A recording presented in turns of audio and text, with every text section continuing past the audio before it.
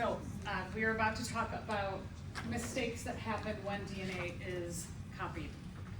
That's called a mutation. I know I've mentioned this before.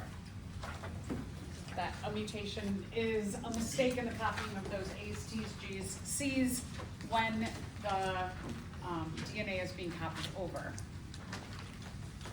Mutations happen in all cells, whether we're talking about binary fission, mitosis, or meiosis, but also, so all three kinds of cell division, but most significant in meiosis because those mutations are then given to potentially a new organism. So any mutations that are made in meiosis are inherited by offspring. And we'll talk more about this too.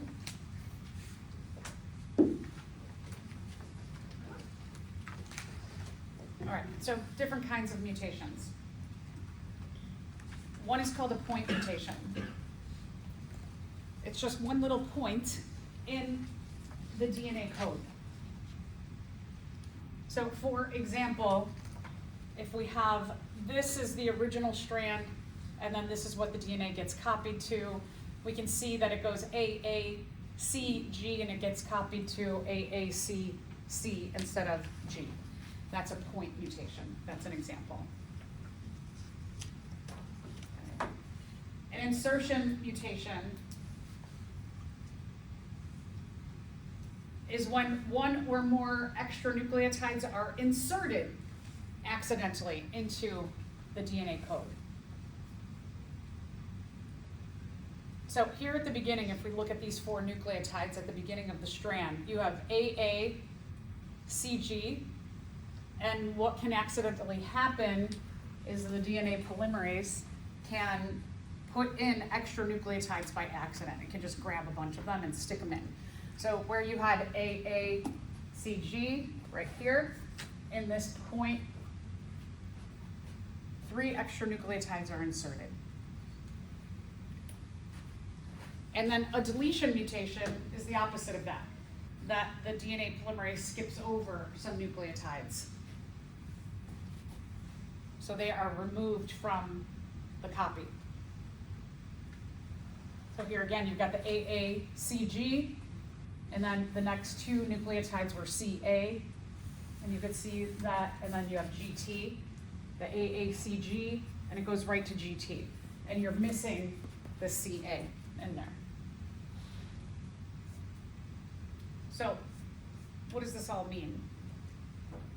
Let's go back to our genetic code, as we talked about last time, that we take the nucleotides in groups of 3 and we translate them into something else.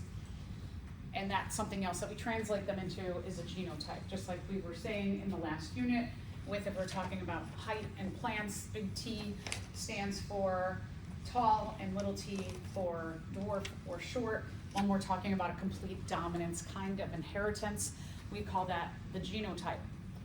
And then we take that genotype information and we translate it into what does it physically manifest itself as, and that's the phenotype.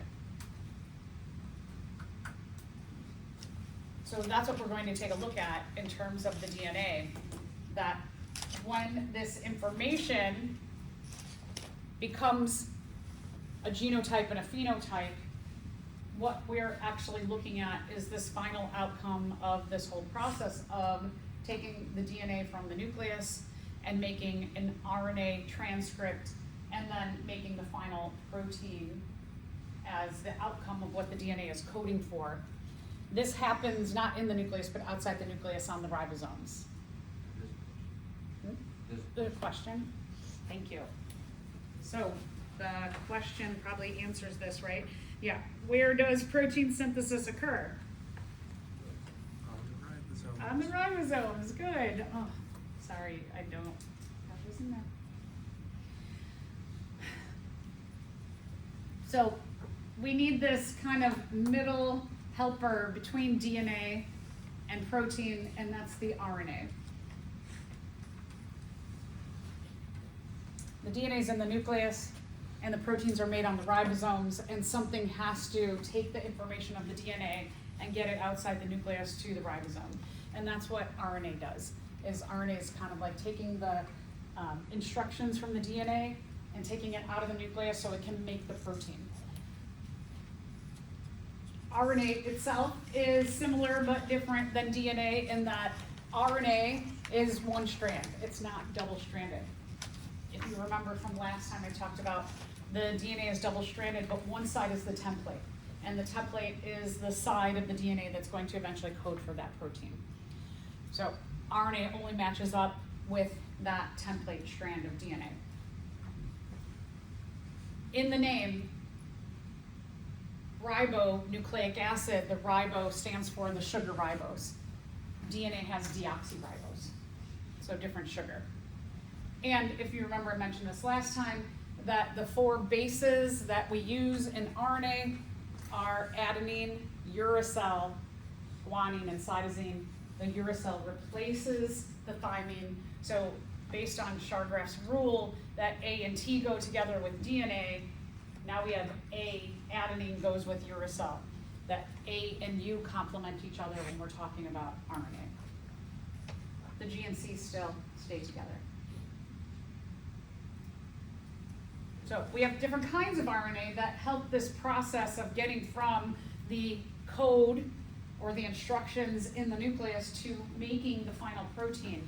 It's not just one kind of RNA. So the first one is called the messenger RNA. We just, for short, call it mRNA. And then there's ribosomal RNA, which is part of a ribosome. So we call that rRNA. And then our last one is the tRNA. If you remember, I talked about it, it's like has a little backpack of an amino acid on each 3 nucleotides of the tRNA. We also call them the anticodons. So this is our 3 pieces of RNA. One is in the nucleus. It is what we would call the transcript of the DNA template strand. It is a complementary mRNA strand to the original DNA message of how do we code for this particular protein. mRNA is part of a ribosome. The ribosomes are not just like one little ball. They have 2 subunits. They have a small subunit and they have a large subunit. The large subunit is going to house 2 tRNAs. It's got 2 spots here, 2 binding sites, and then there's a catalytic site. And the catalytic site, the catalysis that it does is between when you have 2 tRNAs here and they have their little amino acid backpacks next to each other, they're going to put a bond between the 2 amino acids to start building out that protein, the chain of amino acids that make up the protein. And then the tRNA, it has the information that is complementary to the mRNA. So every 3 nucleotides are complementary to 3 nucleotides of the mRNA. And then it carries on its back, like a little backpack, whatever the mRNA 3 nucleotides code for. That means that they code for an amino acid. They carry that amino acid to the mRNA. They are all 3 of these are very important. They're integral to the making of the sequence of amino acids in a chain that make up the protein. They're taking the monomers of the protein to make the polymer, the protein.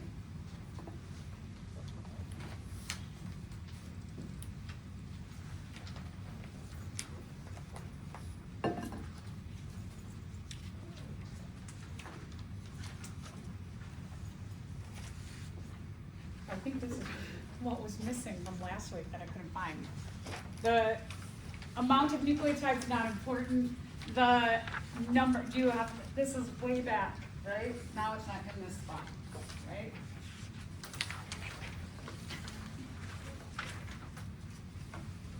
Remember where it was. Somebody got it. 237. 236. You told us to cross it off. Oh, okay, well, this is just info then. It's on page 236 if you want to fill in, and I know I said cross it off. It's here now. Would there be any questions on it? No, there will be no questions, no. The order of the nucleotides is important, not the number of nucleotides. As long as you have the amount of nucleotides to make the protein, that's what's important. Some of the proteins will be not super long in nature.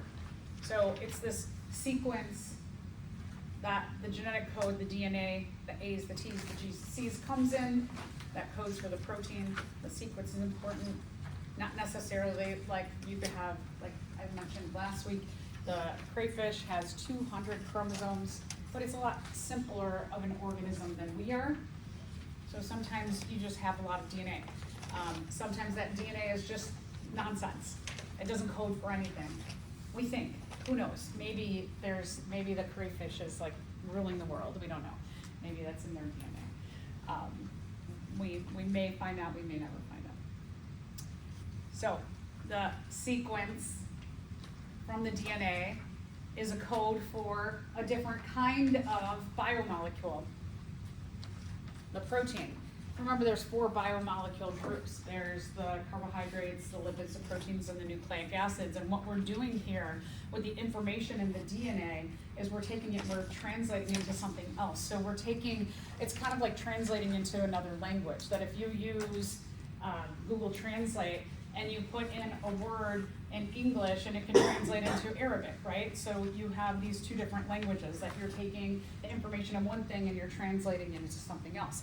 That's just what's happening here with the DNA and the protein, is we're taking that information in DNA and we're translating it into a different language. It's the same thing, same words, just we're making it a different language. So even bacteria, like little prokaryotic cells, may have millions of nucleotides, and we have billions and billions, maybe even trillions. Okay, so now are we back to where we're supposed to be back to? Here's a question. Yeah? Oh, there's a question, thank you, a question. Thank you, and it's kind of messy too.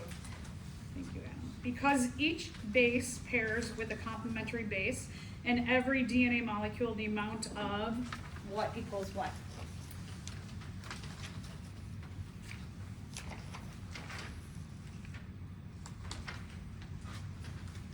What letter is correct? Yeah, good. A is correct. So the amount of cytosine equals the amount of guanine. We can also see the amount of adenine equals the amount of thymine, or maybe the amount of adenine equals the amount of uracil. So all 3 of those would be good answers. So when we take this information in the DNA and we move it to another language, we have this kind of middle interaction with the RNA to get to the final protein. What we call this, when you take the information in the DNA and you make a complementary mRNA, we call that the transcript, or this is the process of transcription. So we're making a copy of the original message into something else. Then that information that the mRNA is carrying of the DNA has to get translated into the message of the protein. So you make a copy of the DNA message into mRNA, and then you're going to translate that into a protein. It's a 3-step process, and then you create the final outcome, which is the protein itself.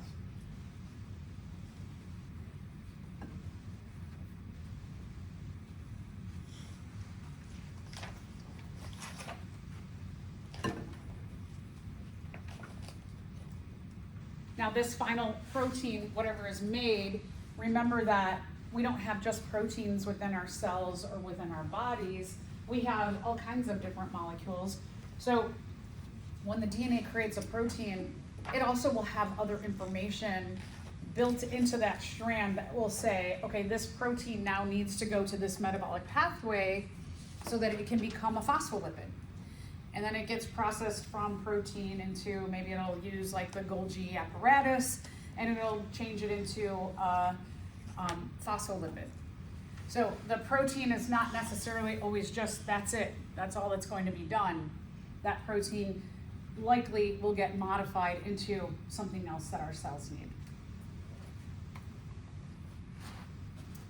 Again, when we're going into our RNAs, we are replacing T with uracil. So A will complement U.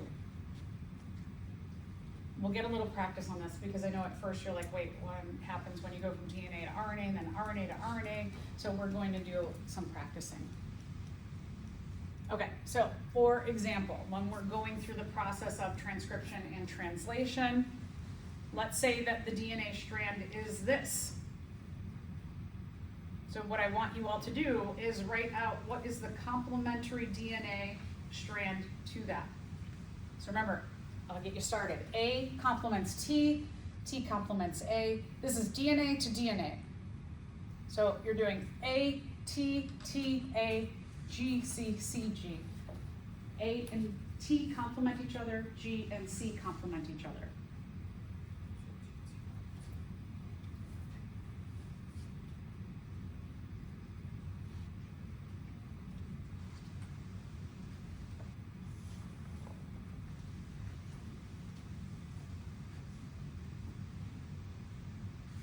What you're doing here is you're building your double-sided DNA.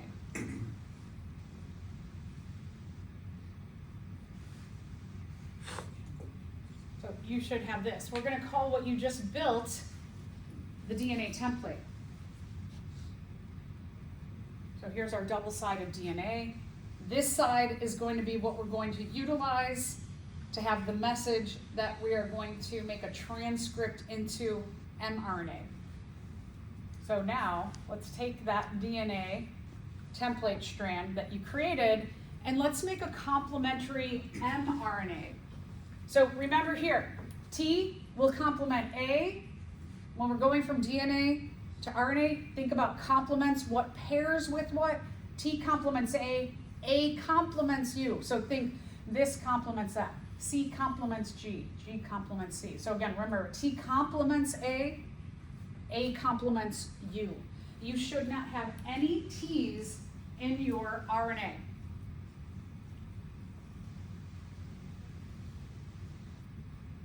This will be our transcript, the copy of the DNA template into our messenger RNA.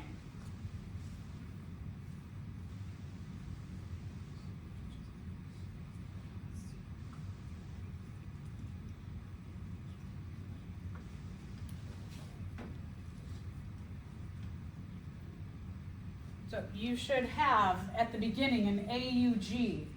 T complements A complements U, C complements G, G complements C, C complements G, G complements C, A complements U. And then at the end, where you have these two T's, you should have an A complements U, A complements U, T complements A. Now we're going to take that messenger RNA and we're going to make a complementary tRNA. So remember that A complements U, U complements A. A complements U, U complements A.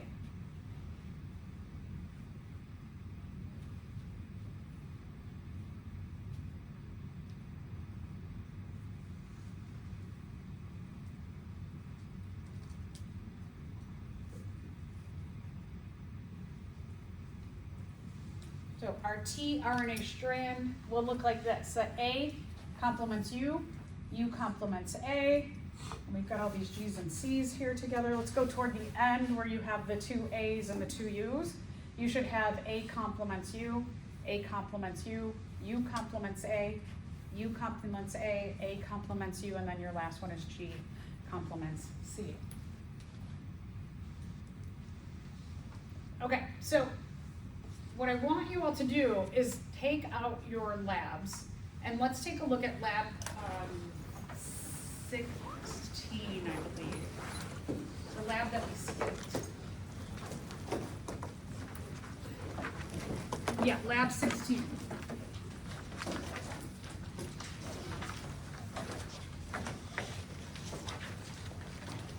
only have 16.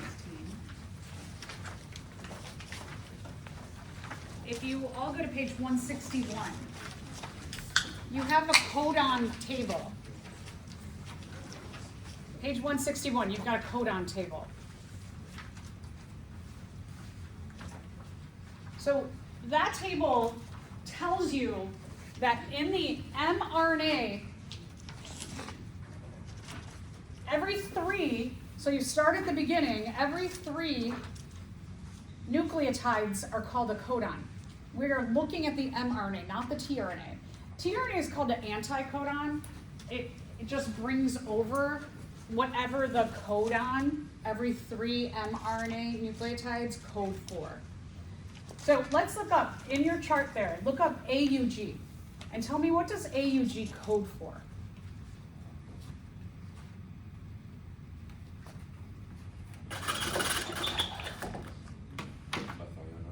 Yeah. So AUG, called something like that. We often call this the start codon. So AUG, you look up AUG, the mRNA codon, and methionine is what it codes for. Now let's look up CGC. What does that code for?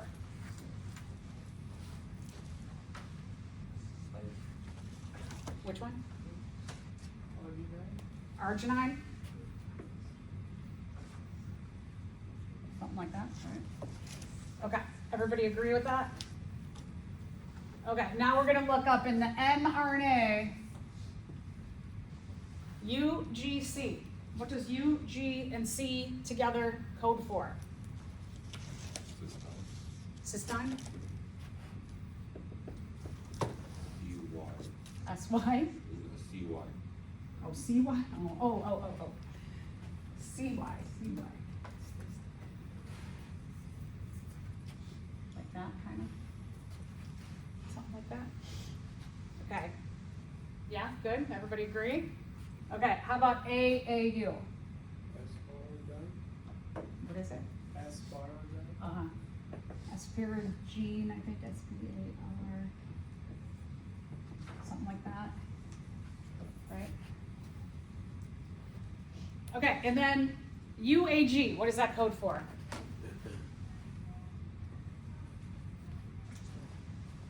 Stop. Mm-hmm. And then UAG codes for stop. So here, we have a little protein. With all of our proteins, our genetic code, what are the ways that they can look at the DNA template strand?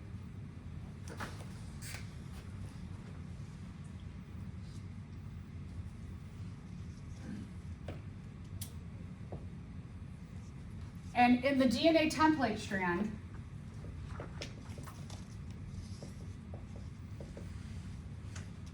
when they find TAC, which is going to have the complementary AUG, what they know TAC, when they are looking at all of our DNA, is when they see a TAC, they know that's going to be the start of some kind of a protein. So somebody figured out by analyzing, somebody's sitting at home on their computer and they're looking at the entire genome of the human and they're going, wait, I keep seeing over and over again, I keep seeing TAC. And then there's a bunch of stuff, and then it ends with, and somebody figured out that there's 3 different stop codons. And they were finding the same kind of like pattern of like a UAG, there's 3 other stop codons. So they started figuring out like, oh, this is the beginning, and this here's the end. So like just figuring out, again, puzzles. And then they start figuring out, well, okay, this must be what they would call a gene area. And then they start figuring out how does it go from that information into a genotype and a phenotype. And then now we're trying to figure out like how can we play with some of these nucleotides to change them to cure diseases. So pretty interesting, I think. Okay, so that's the way that works.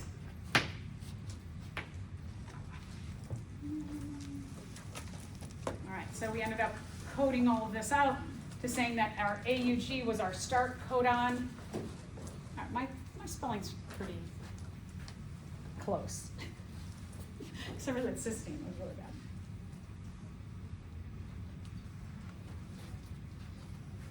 bad. So you should always see a start and a stop. Start at the beginning and an AUG at the beginning, and then one of the 3 stop codons at the end. Yeah, no, that you can put your labs away if you want. Yeah, I just that page is really great to show the coding of the mRNA into whatever amino acids that they do code for. Oh, okay, so that's it. Do we have any questions left in this chapter? No. Okay. All right. So we do. I think I have the questions in the next chapter. So let's continue on. We have a question, and I actually have it in the slide. How about that? When comparing DNA and RNA, you find what?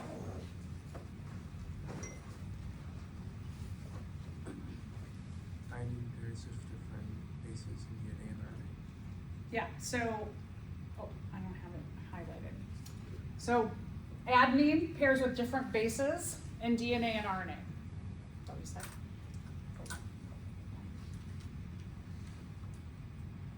Okay, so 3 is correct. All right, so we talked about this, that the information in DNA gets translated into RNA, and that we need a transcription process to make a copy of the DNA template into our messenger RNA. And then that anticodon tRNA is going to take that information and translate it into the little amino acids that they bring over to the mRNA. So we end up taking those amino acids, making them into a chain to make a protein. Going from the DNA language to the mRNA language to the amino acid language to make that protein. This is what we call in biology the central dogma. It means that we're taking all that information, important information in DNA, and we're making it happen. A couple things to remember. The DNA is in the nucleus. It stays in the nucleus. When we're looking at a specific gene to go through this process, it means that that cell needs something that's on the DNA right here. Maybe it needs like some more phospholipids. So if this is the gene for phospholipids, this part of the DNA unwinds. You can see that the entire strand of DNA doesn't unwind. Only the gene part will start to unwind. When this unwinds, the template strand gets the DNA polymerase to start reading and making its mRNA transcript. That transcript will be released from the DNA template, and it can swim out of the nucleus from a nuclear pore, and it meets at a ribosome. A ribosome is made up of a whole bunch of proteins as well as some RNA. On the ribosome, the mRNA gets a complementary tRNA, and the tRNAs are bringing over on their little backs every 3 nucleotides, every 3 anticodons are bringing an amino acid over to the mRNA codons. So just to give you some visuals. Okay, I hate that, it's all coming up at once. So genetic code works in groups of 3 nucleotides. The mRNAs. Oh yeah, I do have that right there. The mRNAs are called the codons. Every 3 mRNAs are called codons because they are coding for the original DNA message.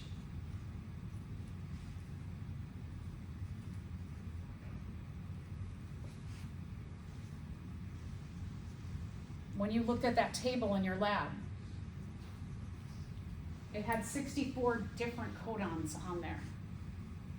There's redundancy in the genetic code though, that even though there's 64 codons, remember there's a start codon, there's 3 stop codons, and then if you noticed, some of the codons coded for the same amino acid. So that's what I mean by redundancy, is that there's only 20 amino acids on that table. So there's 1 start, 3 stop, 20 amino acids. But there's 64 different possibilities in there. And we'll get into why that is in just a second. So even though you think like, why does this happen? It's a really good insurance policy that if a mutation happens, that 1 codon will code for the same amino acid. So let's go through in a little bit more detail the process of this central dogma. The process of transcription. Transcription, we're making a transcript or a copy of the DNA message into messenger RNA. We are synthesizing an RNA strand. The mRNA will carry the original DNA template instructions.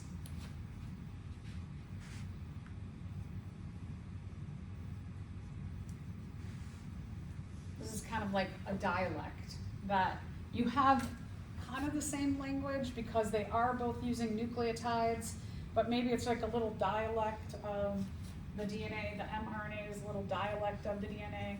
So it's similar, but a little different. Okay, DNA transcribed or copied into RNA.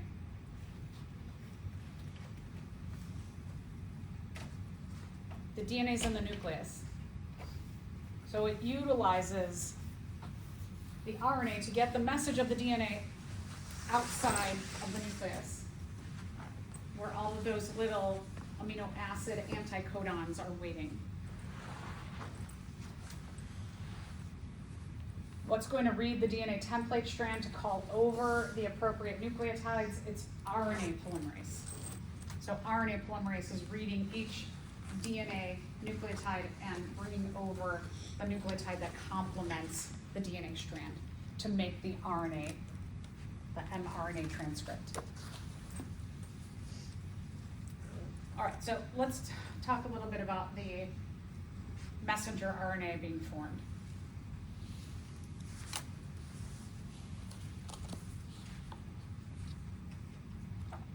RNA polymerase finds a promoter. The promoter is this region in the DNA template at the start that says a few things. It says, here's where we're going to start reading the DNA template strand, and because likely it's not the end of a strand of DNA, it's somewhere in the middle, you could go anywhere, right? You could go this way or you could go that way. So it says, hey, we're going to start here and we're going to move that way. We're going to read this way. Or we're going to start here and we're going to read this way. So that promoter region on the DNA says, this is where we begin. That's where the RNA polymerase attaches. It goes onto there, and then it goes, okay, I go that way, and I start reading. When the RNA polymerase gets onto the promoter, it makes that area of the DNA that's all twisted, makes that gene area open up, and just that gene area.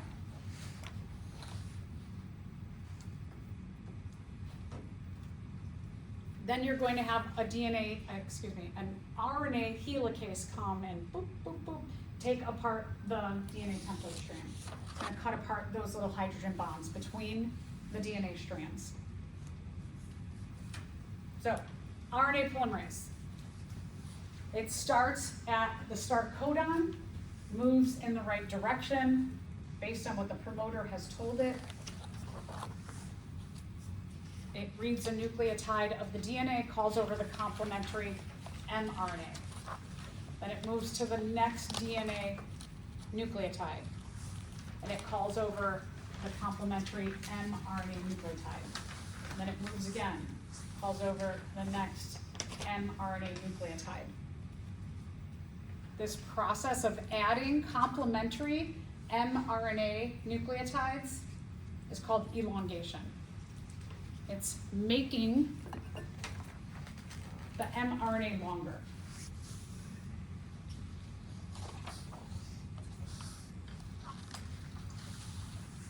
It continues on until it gets to a stop codon. It's the terminator sequence that says you're done. You did your job. Thank you, RNA polymerase. You can go back to hanging out in the nucleoplasm of the nucleus. It also then stimulates the transcript of the mRNA to leave.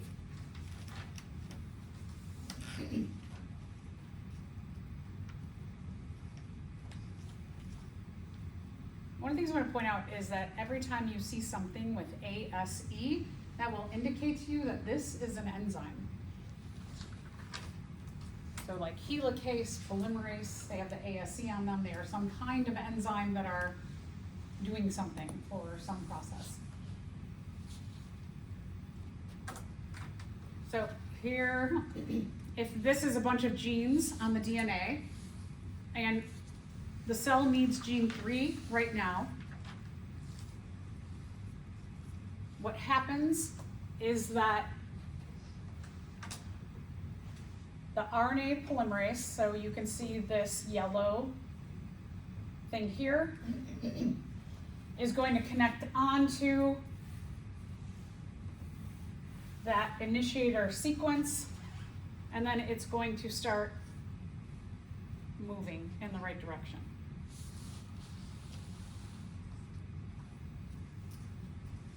It's going to add, every time it's going to read the DNA template strand, it's going to call over the appropriate mRNA complementary nucleotide, and then it goes, reads the DNA, adds complementary nucleotide, and it keeps reading and adding on the DNA template strand until the polymerase gets to this termination sequence.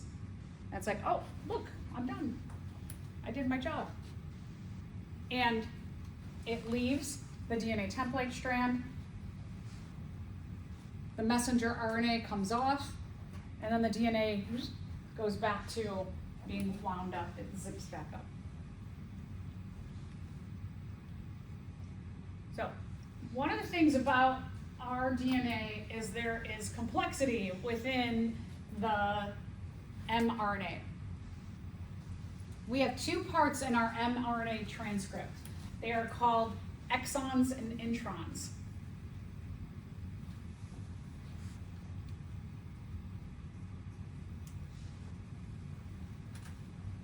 The introns are nucleotides that are not needed to make the final protein. The exons are the nucleotides of the mRNA that are needed to make the final protein product. So how do you remember the difference between an intron and an exon? Exons are going to be the nucleotides of the mRNA that exit the nucleus. If they exit the nucleus, they are going to go to the ribosome, and they are going to get their information translated into the protein. So introns stay inside the nucleus. They get pulled out of the mRNA strand. The exons exit, and they get translated into the protein. So how do we process this? How do you get rid of those introns that are messages inside of the mRNA that's not needed? You have an enzyme called a spliceosome. It chops up the introns and removes them.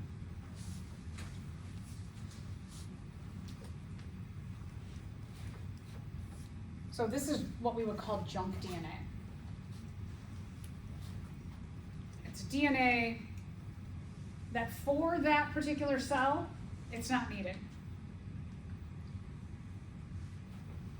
Now, why we have this junk DNA in there, we don't really know.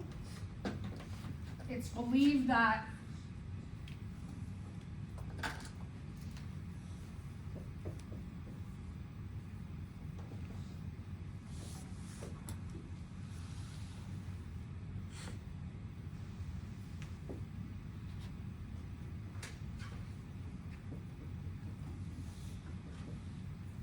let's say that this is our DNA template.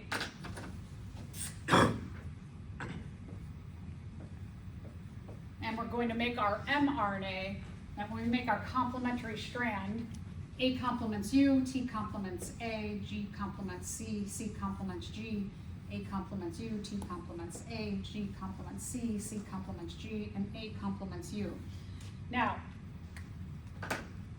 the spliceosomes might notice that this right here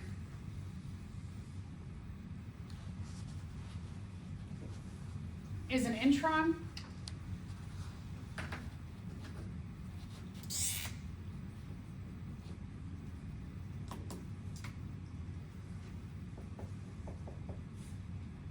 And these two are exons.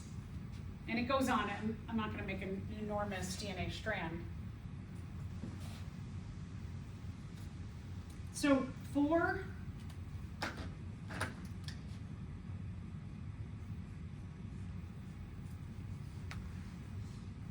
this particular cell, that intron is junk. But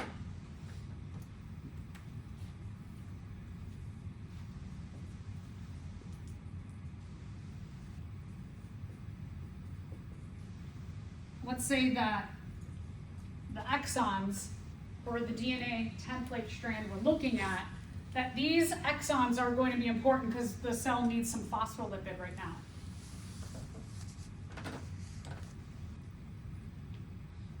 Now, let's say that this is a heart cell.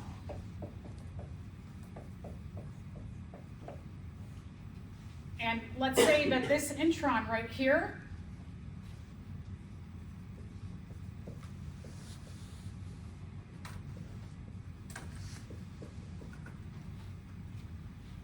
that intron codes for insulin. The organ that makes insulin is the pancreas.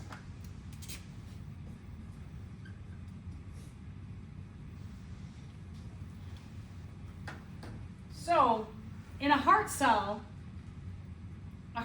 job is to contract and relax to pump blood throughout our body. A heart cell's job is not to make insulin.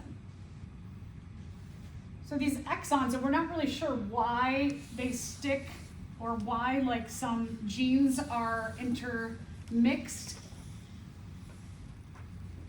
but that they get cut out and the exons come together. Why wouldn't it just be, let's just make a whole code for phospholipid in a row, and why it's interspersed with information for other things that we need in our cells? We don't know why that is. I mean, maybe one of you will figure that whole thing out.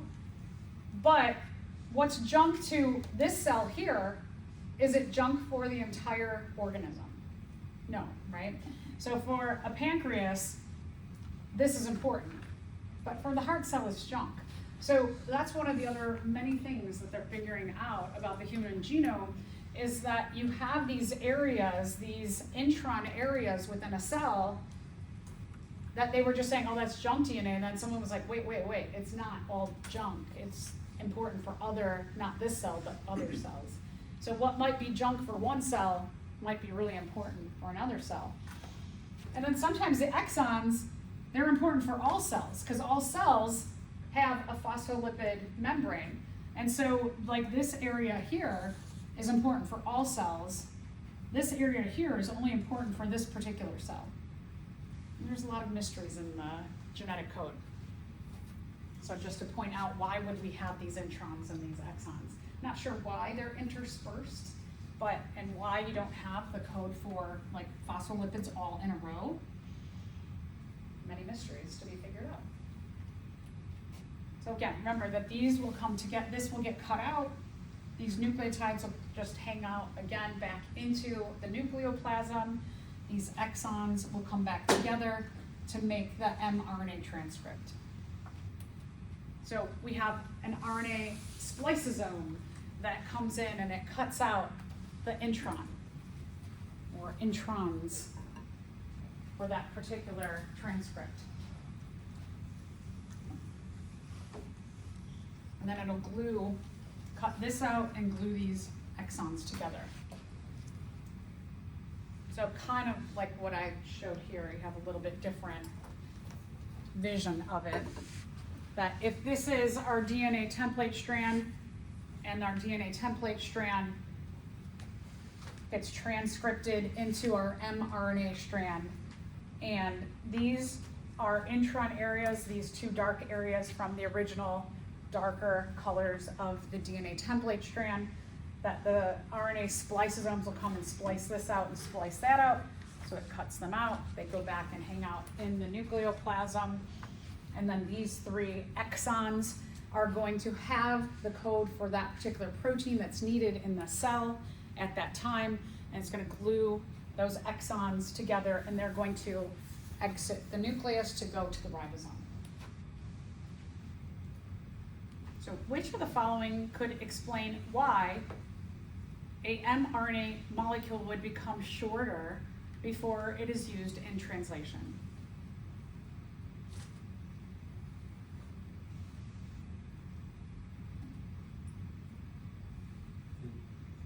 Good. Okay. Read. So, right, you read down, you're like, oh. The enzymes in the nucleus remove the introns from the mRNA molecule. Remember, exons are the important thing that are exiting the nucleus and holding the original DNA template strand code. So 3 is correct. So let's talk about the process of translation. We're going to have complementary mRNA meet up with tRNA anticodons.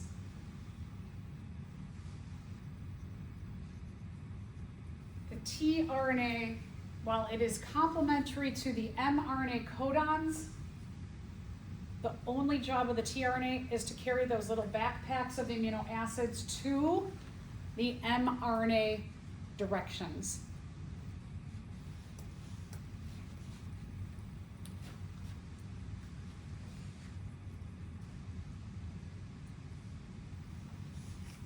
So, role of tRNA. The role of the tRNA is to wear the amino acid backpacks. Do you need, sorry. You need that?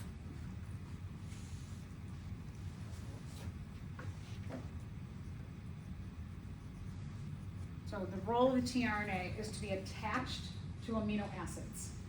They have the little backpacks on.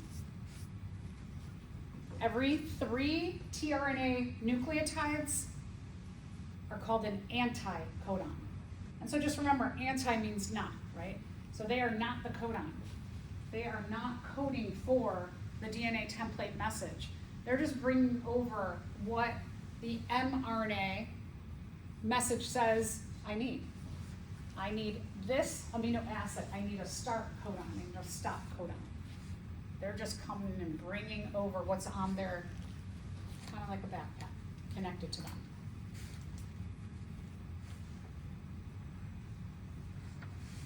They are complementary to the mRNA. So an tRNA anticodon complements an mRNA codon.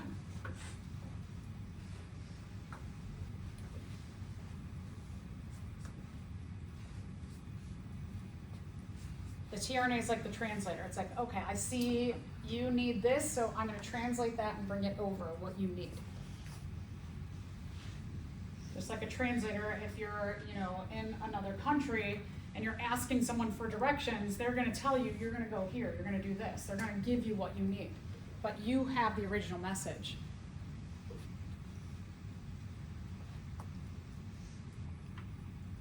There's redundancy, as I mentioned. That there is sometimes 2, sometimes 4 different codons for one amino acid.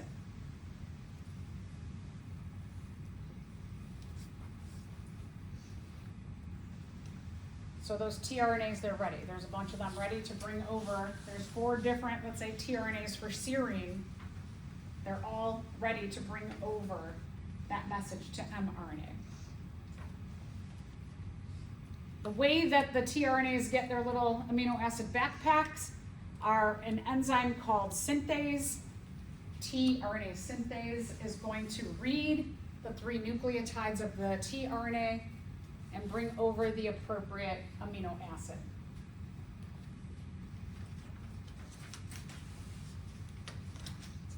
All kinds of little details to get to this protein synthesis.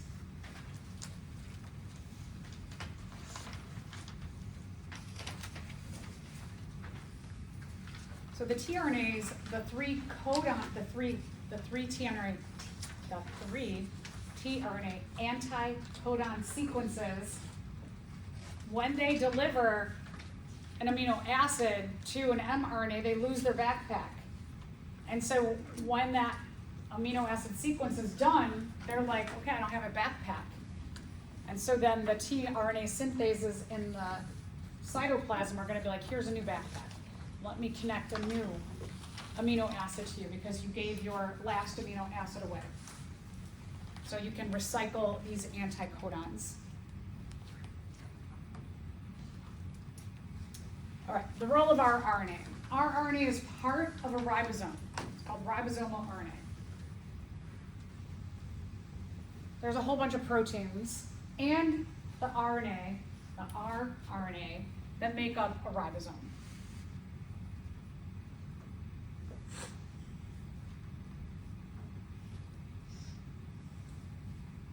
There's 2 parts to a ribosome. There's a small subunit and a large subunit. Because the ribosome is made in the nucleus, and a whole ribosome can't fit out, so it's manufactured to have 2 parts, so each of the little parts can leave and then come together in the cytoplasm. So those are the rRNA plus the other proteins for the ribosome are made in the nucleus, and they go out the nuclear pores. They hang out in the cytoplasm. And when a little mRNA comes out of the nucleus, they're like, oh, there's a mRNA, we should get together. If you remember a little bit about ribosomes can be alone in the nucleus, they're made in the nucleus, they can be alone in the cytoplasm, or they are attached to the rough endoplasmic reticulum. The ones that are important in this whole process of making proteins are the ones that are in the cytoplasm.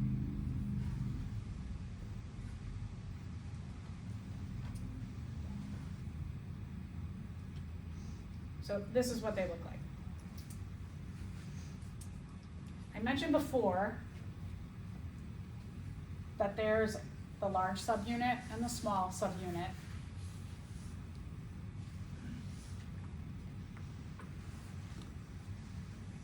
On the large subunit, there's these 2 spots for tRNAs.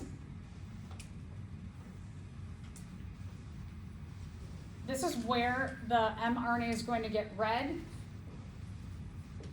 and whatever tRNA anticodon for each 3 nucleotides that make up the mRNA codons calls over the tRNA anticodon with the amino acid, and then it reads the next one, does the same thing. The 2 amino acids come here, and then this catalytic site will join the 2 amino acids in a dehydration synthesis.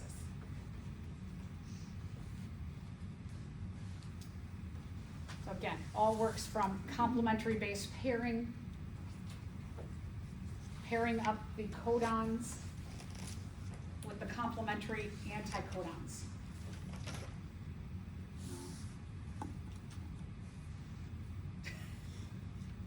I'm like, no. It says ribosomes.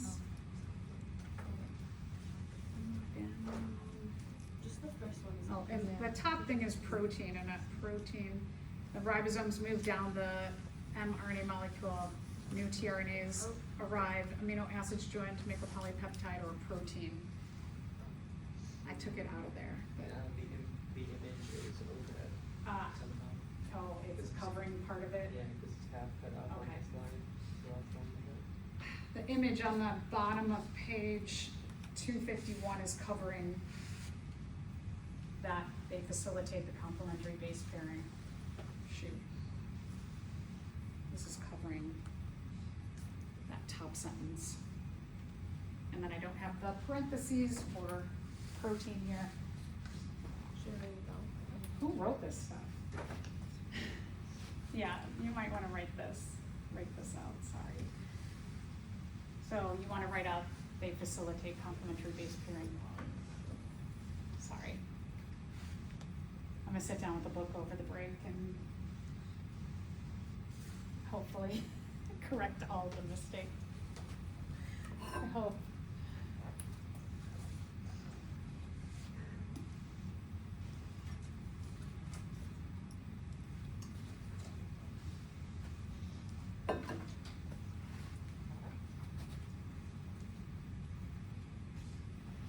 Maybe Santa Claus will bring me a brand new book that's corrected.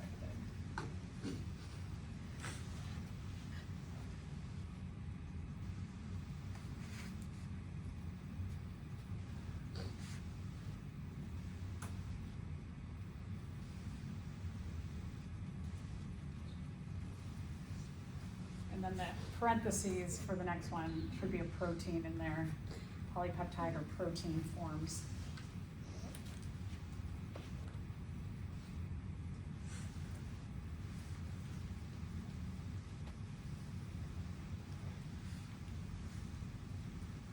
The entire mRNA gets the tRNAs brought over until you get to the terminator sequence. Then it all releases from the ribosome. The last two release from the ribosome. And then the protein goes on its way to where it needs to go next, whether it's like the protein that's needed or it needs to be processed, it goes somewhere else.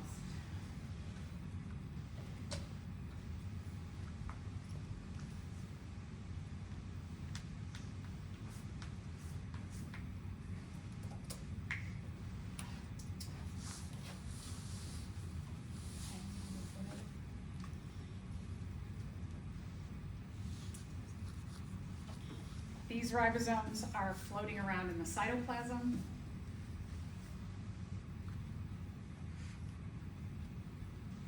And that signal sequence begins, so that mRNA comes out of the nucleus and the two ribosome parts are like, oh, we see an mRNA, they go to the signal sequence and they connect.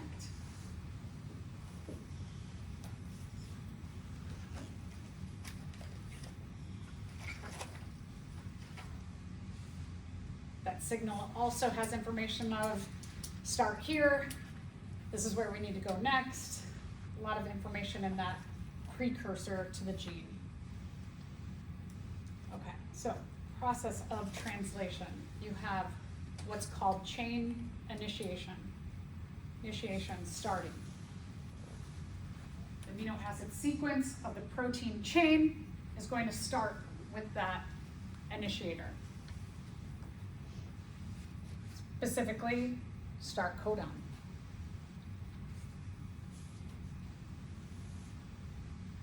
Stimulates everybody to come together. The tRNA anti-start codon comes over, the large and the small ribosomal subunits come together.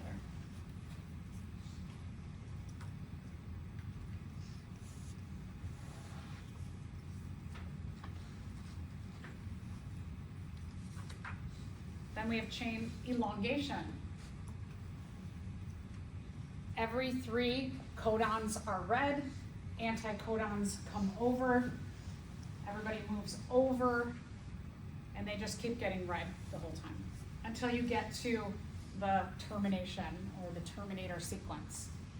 So that's called your chain termination. The stop codon, there's one of 3 stop codons that will say we're done.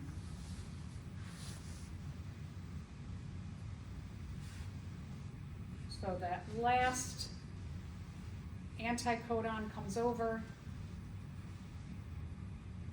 The last amino acids are cleaved from the ribosome, and the ribosome goes on its way. The protein goes on its way. The ribosome will come apart. All right, so that's it. That's how it all happens. So let's take a look at this. If this is our double-stranded DNA, you have one side of the DNA, but then you have the other side of the DNA that we call the template strand. The template strand has the message that needs to be made into the final protein product. In the nucleus, the template strand gets an mRNA codon sequence. When this is processed, all of the introns are cut out. This will leave the nucleus, and this will stimulate a small subunit and a large subunit of a ribosome to come together, and then also then the tRNA anticodons, each 3 nucleotides that make up the tRNA will come over carrying a backpack. You might want to put like an arrow between here that these are, I don't like this, that these are connected, that these amino acids are carried on each of the 3 anticodon sequences. Are they the same? Like Are they what? Same ones? Yeah, so this one goes with, goes with that. This one goes with that. But they aren't, there's not a space. They are, it's like a backpack.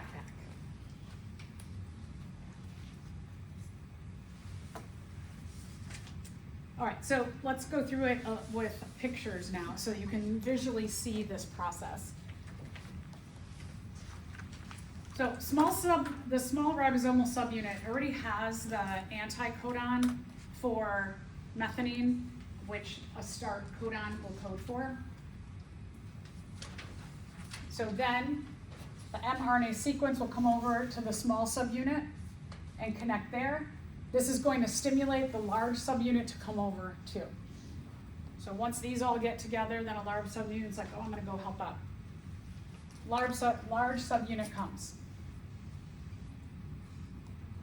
The AUG of the codon sequence, this is the mRNA codon sequence. This is the mRNA. It's bound to an anticodon, which is complementary. So the AUG start codon is bound to a UAC, which has the amino acid methionine on its back. This is the start codon. The next thing that's going to happen, that on this second binding site, the appropriate tRNA anticodon that is complementary to GUU is going to come over. The GUU complement, the anticodon is CAA. CAA is carrying valine. Remember that if you look up in one of those charts like you did in the lab that we pulled out, that you are going to look up GUU. GUU codes for valine. Remember that the mRNA transcript codes for the amino acid. The tRNAs are just like, okay, I'm going to bring it over to you. Even though the CAA has the valine connected, it is the GUU that codes for valine, because that's the original DNA message. The catalytic site there is going to put a bond, a peptide bond. Remember that when 2 amino acids come together to make a covalent bond, it's a peptide bond. So the catalytic site is going to add a peptide bond between this methionine and this valine. Everybody's going to move over. So now the GUU moves over, the CAA is there, the mRNA codon coming up next is CAU. So you're going to get a GUA anticodon comes over. It's carrying histine. Histine is coded for by CAU, the mRNA codon. The catalytic site now is going to add a peptide bond between valine and histine. And then everybody's going to move over again. And that continues on until you get to UAG, which is one of the 3 stop codons. you can see you've made this chain of amino acids from the mRNA transcript, the codons. And when you get to the stop codon, the mRNA is going to leave. The subunits of the ribosome come apart. And then this is going to go wherever it needs to go.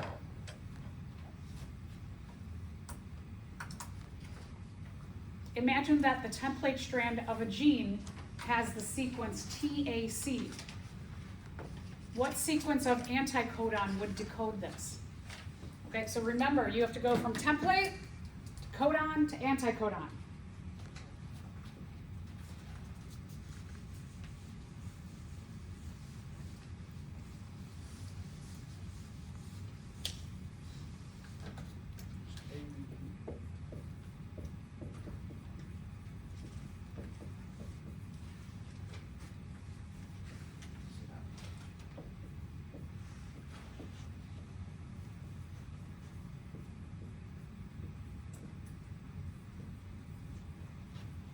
So our template is TAC. You can't just make a complementary tRNA. You first have to make a complementary mRNA. So our T complements A complements U, C complements G. That's the mRNA codon. Now we take that one step further and we do a complementary tRNA anticodon. So A complements U, U complements A, and G complements C. So when you have a question like this, don't forget this step in the middle. So this is one way of looking at it. The other thing is a lot of students will go like, well, aren't these pretty much the same? Except for the T gets replaced with a U, right? TAC, UAC. So that's another way you can think about it. So the correct answer, which of course I don't have, so UAC, number 3 is correct. Right, UAC because the anticodon has the same sequence as the template strand but has a U instead of a T. Or you could have done it like this. So let's talk about some general qualities about our DNA code. So crazy. All organisms use these A, U's, T's, G's, and C's. All organisms. That points to there's some connection to a common ancestor. It's based on 64 codons, that paper where you look up the codons. You look up the mRNA 3 nucleotides to get, what do they code for? What is their amino acid? Their start and stop codons. And there's redundancy. So at the top of the next page, you have that, it's like a different version of the same chart you looked up in your lab book. Redundancy is really great because, like leucine, for example, leucine can be coded for by 6 different mRNA codons. So that if, let's say our original codon was supposed to be CUU, and along the way of going from here to here to here, that you get, instead of CUU gets copied, you have a point mutation where it ends up being CUC, codes for the same thing. So that redundancy makes up for some mutations that might occur in copying the DNA template and also doing all of this kind of like complementary pairing. So it helps us a bit. So mutations. Are you supposed to know that, Rob? No, if I gave you, I might give this to you on the exam and then say like, what is this code for? Like, what does this code for? And you'd have to look up. Yeah, I would, do not memorize this.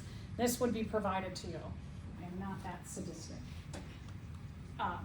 yeah, just know how to read it, right? But you look up the codons. The thing is, though, I could give you this and just say, tell me what the amino acid sequence this calls for. And then you just gotta remember you're looking at this and not this.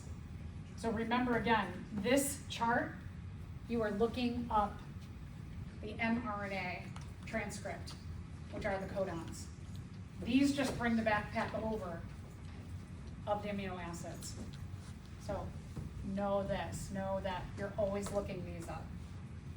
You're looking up the codons. The codons code for the amino acids, mRNA, what? And it says that right there, codons. Circle that, star it, so that you remember you're looking up the mRNAs. So as I mentioned, this redundancy helps us with mutations when we have them sometimes. Because if you end up with the same amino acid, even though there's a mutation, you still get the same protein. So you're like, woo, okay, we got the same thing. The protein is unchanged.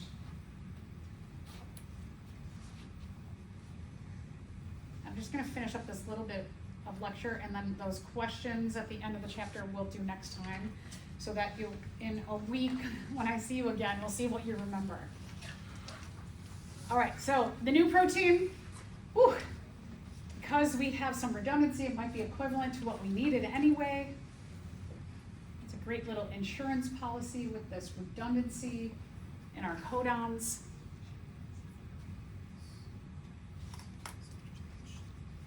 Uh-oh, but what happens if it doesn't code for the same thing? If we have some big mutation here, we can get a non-functional protein.